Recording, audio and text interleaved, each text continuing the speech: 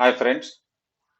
Foundation ஸ்ட்ராங்காக இருந்தால் பில்டிங்கும் ஸ்ட்ராங்காக இருக்கும் அப்படிங்கிறதுக்கோட மிகப்பெரிய எக்ஸாம்பிள் வந்து ஜப்பான் நாடு தான். உங்களுக்கு தெரியும், இரண்டாம் உலகப் போரில் 2 அணுகுண்டுகளை தன் மார்பில் வாங்கிய நாடு. உருக்குலைந்து போன அந்த இடத்த மறுபடியும் அவங்க மீட்டு கொண்டு வந்து இந்த அளவுக்கு இன்னைக்கு தலை சிறந்த நாடா ஜப்பான் வளர்ந்து நிக்குது அப்படின்னா அதுக்கான முக்கியமான விஷயம் ரீசன் வந்து அங்க இருக்கக்கூடிய எஜுகேஷன் சிஸ்டம். அங்க இருந்து தான் எல்லாமே மாறுதுன்னு நான் நினைக்கிறேன்.